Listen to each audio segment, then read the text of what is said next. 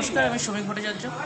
আজকে রাখি বন্ধন দিন, কিন্তু আমরা সবাই আনন্দ করছি, অনুষ্ঠান করছি, সবই ঠিক আছে। কিন্তু একটা বাড়িতে হয়তো একটা ভাই তার বোনের হাত থেকে রাখিটা পরতে পারছে না। তার যে সেই বাড়ির যে সিচুয়েশান আমরা কেউই বুঝতে পারছি না, কেউই অনুভব করতে পারছি না। তো সেই বোনের উদ্দেশ্যে আজকের আমার লেখা।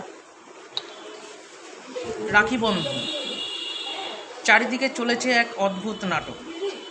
রাস্তার মোড়ে মোড়ে চলেছে রাখি বন্ধন। সকল বোনেরা পড়াচ্ছে রাখি, কী লাভ শুনি? যে ভাইকে পড়াচ্ছে রাখি সেই করছে অন্যের বোনেরকে ধ্বংস। চারিদিকে চলেছে অদ্ভুত নাটক। রাস্তায় রাস্তায় চলেছে প্রতিবাদ, জ্বলছে মোমবাতি। বলি নেই প্রয়োজন মোমবাতির, ধরাও মশাল, পোড়াও পশ্চিমবঙ্গের বুকে, ধর্ষক আছে যত। চারিদিকে চলেছে এক অদ্ভুত নাটক। আবারও হবে এক আয়োজন, দূরদর্শনে দেখাবে মহিষাসুর মর্দিনী। না, এবার চাই না দেখতে দূরদর্শনে অভিনীত নাটক। এবার হোক রাস্তার মোড়ে মোড়ে জীবিত মহিষাসুরের মর্দিনী। চারিদিকে চলেছে অদ্ভুত নাটক। মানায় না এই পশ্চিমবঙ্গের বুকে কোনো আচার অনুষ্ঠান। যে রাজ্যে দোষীরা পায় না শাস্তি, সরকার করে খোসামত, সেই রাজ্যে হবে সারা জীবনই অনার সৃষ্টি।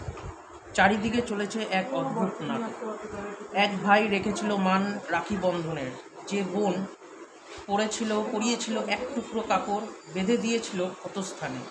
সেই বোনের যখন লুটলো কাপড়, সেই ভাই করল তার ঋণ শোধ।